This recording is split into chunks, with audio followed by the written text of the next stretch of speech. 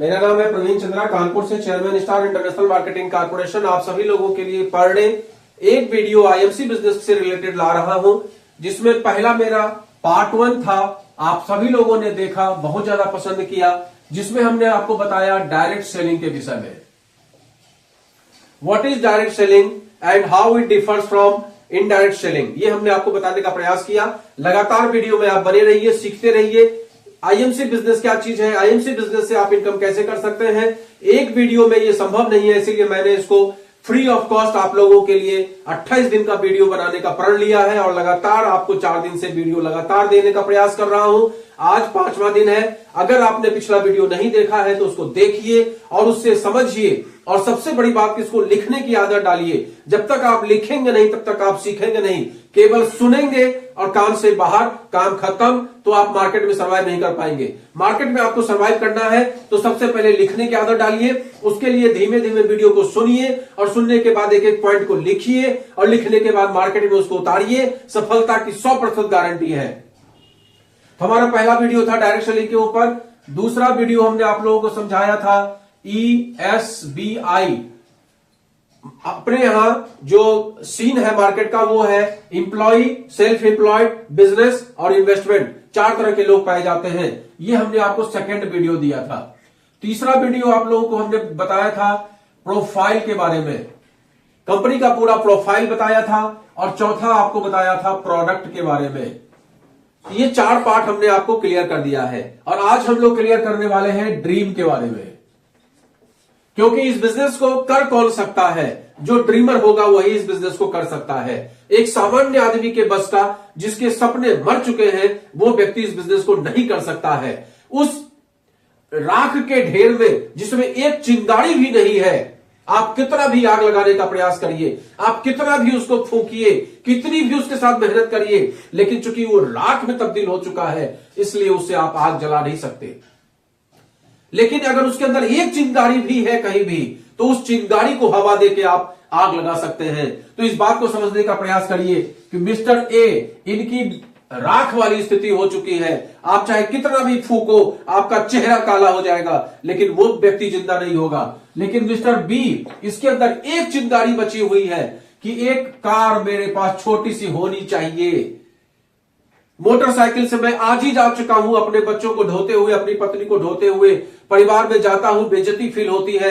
उस मोटरसाइकिल में 4 बार किक लगाओ तब जाके गाड़ी स्टार्ट होती है, बेइज्जती होती है। मैं एक छोटी सी कार खरीदना चाहता हूं। ये एक छोटी सी चिंगारी उनके दिमाग में है और उस चिंगारी को हवा देके आप काम निकाल सकते हैं। उनको डायरेक्ट सेलिंग का व्यापार समझा सकते हैं, उनको आईएमसी बिजनेस समझा सकते हैं।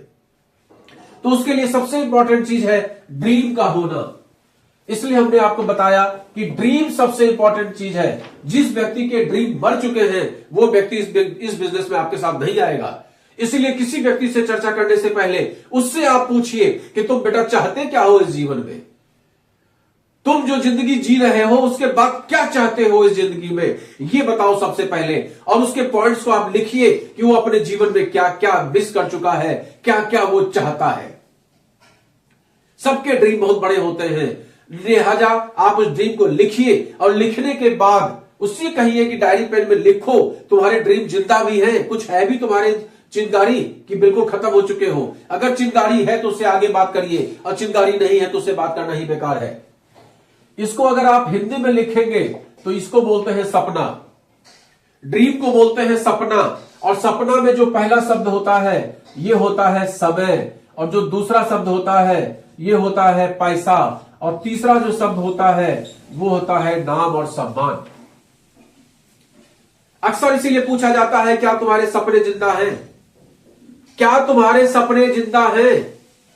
सपनों का मतलब क्या होता है। अक्सर लोग कहेंगे मेरे ये सपने, मेरे वो सपने, वो मुंगेरी लाल के हसीन सपने होते हैं। मुंगेरी लाल के हसीन सपने कभी पूरे नहीं होते। सपनों का अर्थ होता है समय की आजादी, पौ से होता है पैसे की आजादी, और ना से होता है नाम, सम्मान, शोहरत, इज्जत। यह होता है सपने का मतलब। समय की आजादी। समय की आजादी का मतलब क्या होता है। समय की आजादी का मतलब है यह नहीं कि मैं समय से आजाद हो गया, मतलब यह होता है कि हम अपने काम को अपने समय के अनुसार कर सके। हम जो भी कार्य करते हैं, आज डायरेक्ट सेलिंग का मेरा व्यापार है, उस काम को हम अपने अनुसार करते हैं। वीडियो बनाने का मेरा अपना काम है, किसी ने जबरदस्ती मुझसे नहीं कहा है वीडियो बनाने के लिए, लिहाजा कभी सुबह 7 बजे बना देते हैं, कभी 12 बजे बना देते हैं, कभी 8 बजे बना देते हैं। कोशिश करते हैं कि पूरे दिन में 3-4 वीडियो बना के आप लोगों के सामने में प्रेजेंट कर दें। अपने हिसाब से काम करते हैं, डायरेक्ट सेलिंग का व्यापार अपने हिसाब से करते हैं। किसी ने बोला कि सर आपका समय चाहिए 1 घंटे का, बोले हाँ कौन सा समय चाहिए? सर 8 से 9 चाहिए। अरे भैया 8 से 9 तो हमारे पास समय नहीं है, आप 9 से 10 ले लो। अपने हिसाब से सेट करते हैं। तो समय की आजादी, अगर आप कहीं घूमने चले गए, आपके परिवार में कोई शादी हो जाए, कोई ब्याह हो जाए, कोई कुछ और घटना घट जाए, आपके पास समय है, आप जा सकते हैं। आप अपने पत्नी को समय दे सकते हैं, अपने बच्चों को समय दे सकते हैं, उनको बड़े होते हुए देख सकते हैं, उनके साथ वो क्या बोलते हैं, स्कूल जा सकते हैं, स्कूल से आ सकते हैं। कई सारे गार्जियंस ऐसे होते हैं जो पीटीएम तक में नहीं जा पाते, पेरेंट्स टीचर मीटिंग में नहीं जा पाते। वो है समय की आजादी, या ये है समय की आजादी कि आप बच्चों के हर खुशी में खुश होते हैं, बच्चों के हर दुख में दुखी होते हैं। तो वो समय की आजादी आपको चाहिए, तो ये सेक्टर आपके लिए बहुत शानदार है। दूसरा, पैसे की आजादी। पैसे की आजादी क्या होती है? 1,50,000 कमा लेना पैसे की आजादी नहीं है। पैसे की आजादी उसको बोलते हैं कि जब हम किसी मॉल में जाएं और वाइफ मेरी मार्केटिंग करने लगे तो हमें ये टोकना ना पड़े कि भाई ये लेना, वो मत लेना, ऐसा कर लेना, वैसा कर लेना ना, ठीक है जो तुम्हें समझ में आए ले लो, अकाउंट में इतना रुपया है कि पेमेंट हो जाएगा। इसको बोलते हैं पैसे की आजादी। 4 लोगों के साथ गए होटल में खाने के लिए, तो आपका दिमाग मेन्यू कार्ड पे न रहे। बोल दीजिए परिवार को कि देखो तुम्हें जो पसंद है, आइसक्रीम खाना है आइसक्रीम, स्टार्टर खाना है स्टार्टर, पनीर कोरमा खाना है पनीर कोरमा, पनीर कोफ्ता खाना है पनीर कोफ्ता, जो मन करे वो मंगा लो। उसको बोलते हैं पैसे की आजादी। घूमने फिरने की बात आए, आप बोलो कि भाई बताओ तुम लोगों को कहां जाना है, चलना है काठमांडू, बताओ चलते हैं काठमांडू, चलना है मनाली तो बताओ चलते हैं मनाली। उसको बोलते हैं पैसे की आजादी, जहां पर आपको पैसे के बारे में ना सोचना पड़े, वो है मनी फ्रीडम। तो सबसे इंपॉर्टेंट है टाइम फ्रीडम, और सेकंड टॉपिक है मनी फ्रीडम, और तीसरा होता है नाम सम्मान शोहरत। ये भी एक बहुत इंपॉर्टेंट फैक्टर होता है। कई लोगों के पास पैसा भी बहुत है, कई लोगों के पास समय भी बहुत है, लेकिन उनको जानता उनका पड़ोसी भी नहीं है। कई लोगों के पास समय बहुत है, कई लोगों के पास पैसा बहुत है, लेकिन जानता उनका पड़ोसी भी उनको नहीं है। रिश्तेदारों में भी 2 रिश्तेदार जानते हैं, बाकी लोग नहीं जानते हैं। उनके अंत समय में भी 4 लोग इकट्ठा होंगे कि नहीं होंगे, इसकी गारंटी नहीं है। अब बताइए ऐसी क्या क्या नाम कमाया, क्या पहचान कमाया, क्या शोहरत कमाया, क्या इज्जत कमाया? अगर आपको 10-20-50 लोग नहीं, 10-20-50 हजार लोग नहीं जानते हैं, क्या आपने नाम कमाया, क्या शोहरत कमाया, क्या इज्जत कमाया, क्या? ये जो सिस्टम है, इस सिस्टम में आपको नाम मिलता है, सम्मान मिलता है, शोहरत मिलती है, इज्जत मिलती है, जो एक बार फूल मालाओं से आप लादे जाते हैं शादी के समय में, और एक बार फूल मालाओं से लादे जाते हैं। समझ गए होंगे आप लोग। इस सिस्टम में हर सेमिनार में आपको फूल माला से लादा जाता है, अगर आप ऐसा काम करके दिखा दो तो। जब भी मीटिंग होती है, आप अगर वहां पर मुख्य अतिथि बनकर जाते हैं, आपको फूल माला से लाद दिया जाता है। नाम सम्मान इज्जत शोहरत सब कुछ है इस सेक्टर में।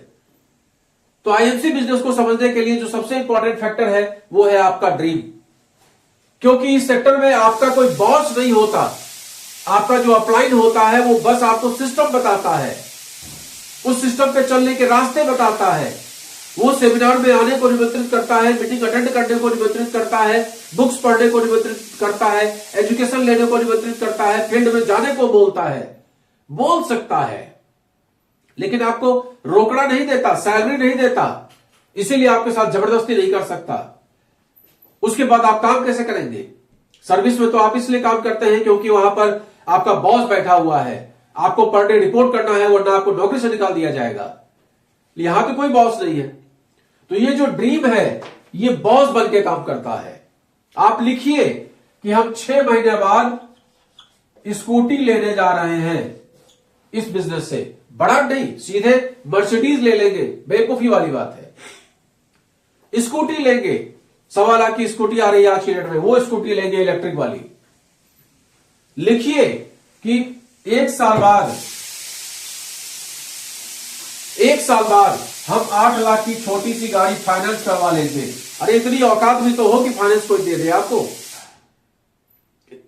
डाउन पेमेंट करने के लिए पैसे हो आपके पास, इतनी औकात तो बना दी। 12 महीने बाद लिखिए 12 महीने बाद हम इस काम को करेंगे। लिखिए कि 2 साल बाद हम एक छोटा सा घर परचेज कर लेंगे, भले इंस्टॉलमेंट पे सही। औकात तो बनाइए।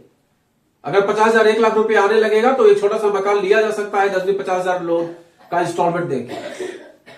तो इस तरीके से ड्रीम बनाइए, एक निश्चित टारगेट बनाइए, इस तरीके से काम करिए तो सफलता निश्चित तौर पे आपको मिलेगी। तो आईएफसी बिजनेस का पार्ट 5 आज की डेट में ड्रीम के ऊपर, और कल हम लोग चर्चा करेंगे लिस्ट के ऊपर, क्योंकि ड्रीम के बाद जो सबसे इंपॉर्टेंट पहलू है वो है लिस्ट, और लिस्ट के बाद हम लोग A to Z सुपरस्टार से लेकर और कोहिनूर तक का प्लान समझने का प्रयास करेंगे। Good IFC.